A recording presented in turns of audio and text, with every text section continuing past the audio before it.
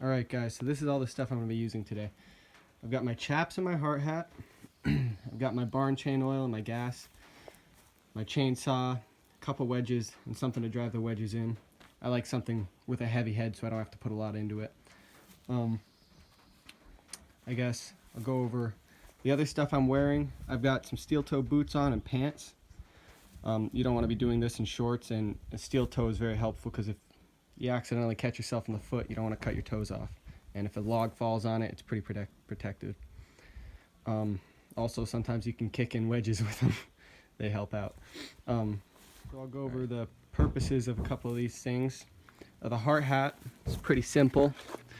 It's got kind of a harness in there for your head. Gives some play. If you get hit in the head, it's a lot of protection in case a branch falls out of a tree and you don't see it. It's got the guard in the front to keep wood chips from coming into your face, and the earmuffs on the side because chainsaw gets pretty loud and that's not good for your ears if you're doing it for several hours a day.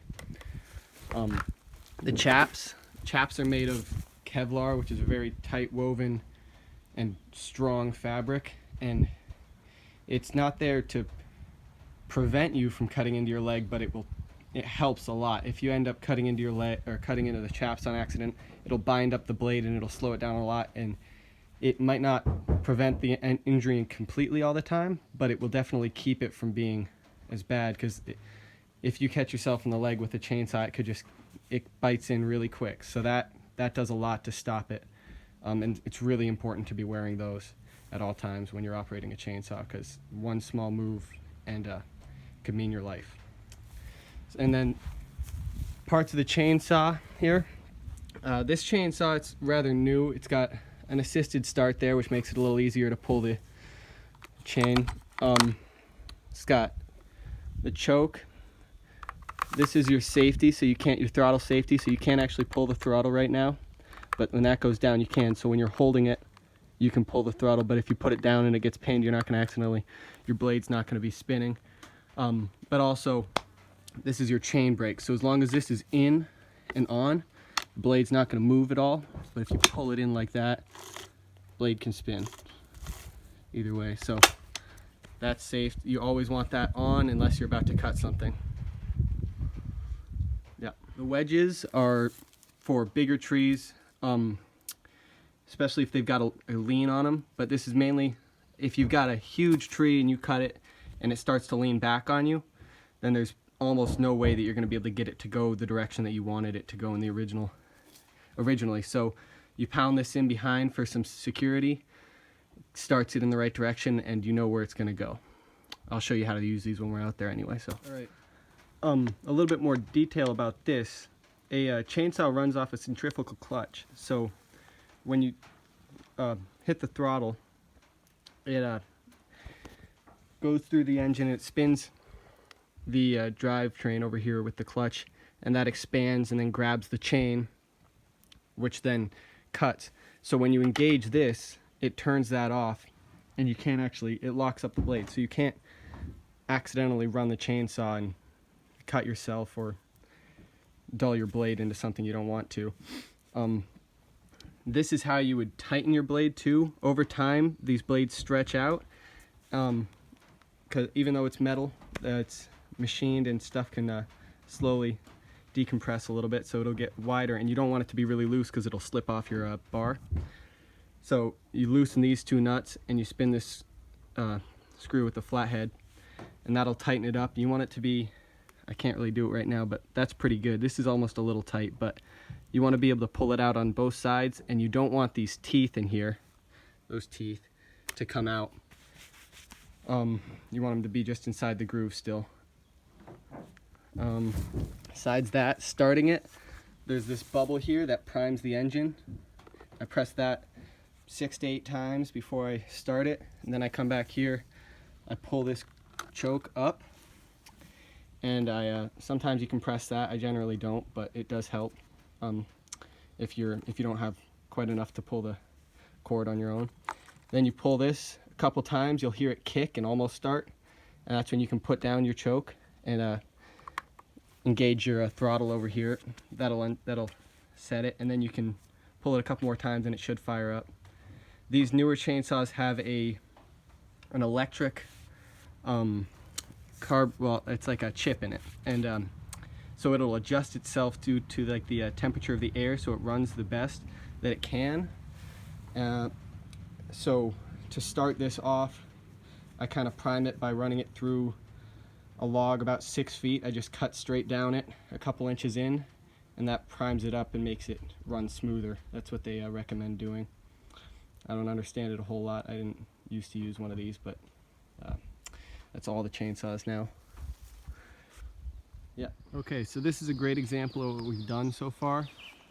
We've kind of, as you can see over here, we cut down all the understory and all the white pines out of there, and now it's just red pine standing up, and we'll come get that in the winter.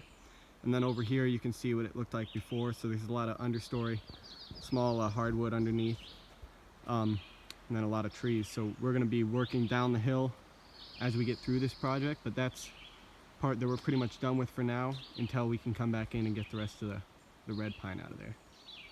So I think I forgot to mention this, but gasoline goes in the back hole here, and then barn chain oil comes up here. And the barn chain oil, if you have one of these, you put it in the smaller one because it uses it at a slower rate, doesn't need as much. And then your gas would be in the bigger one. The barn chain oil comes out onto the bar for the chain, lubricates it so you're not getting a really hot bar, and it's not going to wear out as quickly. Alright guys, so I've done a little bit of clearing around this tree, and I'm looking up and down it, and I'm looking at the different paths I could take with it, the different places that I could drop it. It's getting a little rainy because it's Vermont, and it was 95 degrees and sunny a second ago, and now it's got to be raining. But so from looking at the gaps that I have, I've got my best path is going right down in between that tree right there and these trees off to the side here. So it'll fall right down in between there. As you can see, it's got enough room up there. It's a little hard on the camera, but it'll make it through there. If I tried to drop it these ways, it'd get bound up in the top of those trees right there. So I'm gonna set up and I'll show you the different cuts we're gonna do. All right, so the first cut I always do is the wedge cut. This is gonna determine the angle that this tree, the direction that this tree falls. So I'm gonna come across here with my chainsaw, and it's got this little black line on it, you can see right there. I'm gonna point that in the direction I wanna go, because it's a perpendicular line to this, to the blade. So it'll point directly where I need it, where the tree is going to fall when I cut this. What I'm doing, I'll show you after, but I'm going to cut through here and then cut down underneath and take out a wedge. And then when I cut back from the other side, or when I do my bore cut, there's going to be a little hinge right here, about that wide, 2 inches on the tree, maybe even less than that. And that's going to be what the tree hinges on when it falls. It's going to hinge on that, so that'll keep it, it'll keep it in one direction. It'll keep it from going off in some strange direction and landing on me, which it won't do, but that's what that's there to stop. When I cut the wedge, I want to come in about 1/8 of the width of the tree, so I'm going to be, I don't know, there or something from the outside, and I'll show you what that is.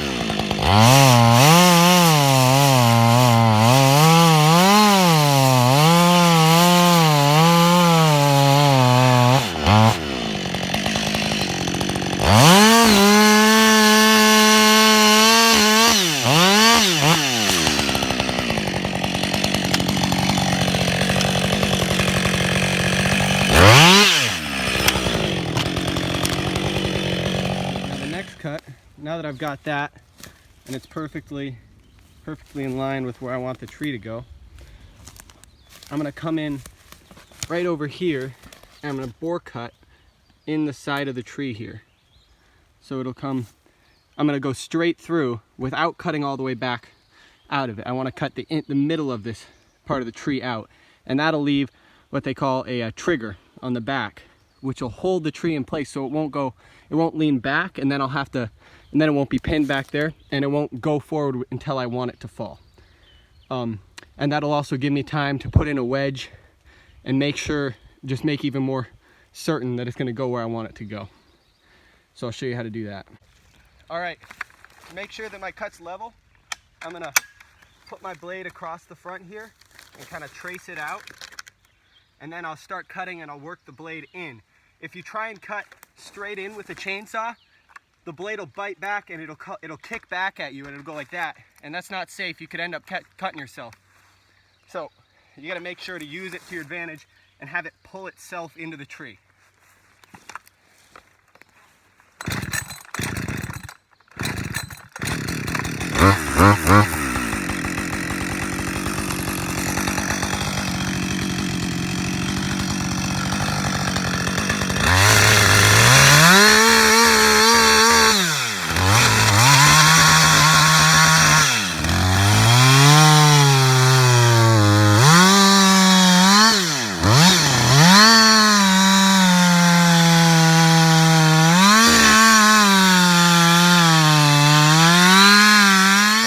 And then I've got this little section of wood here that I did not cut in between that and there.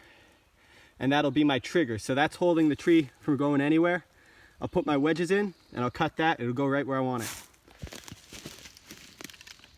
I'm gonna place the wedge just in the lip of my cut there and give it a few hits. Don't need to go crazy on it, but I want to make sure that it's not going to let the tree move back on me.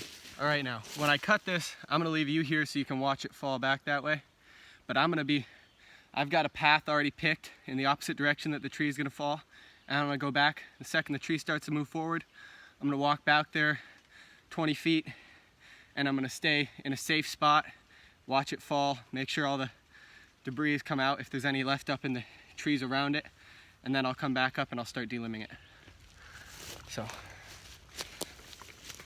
put my earmuffs on.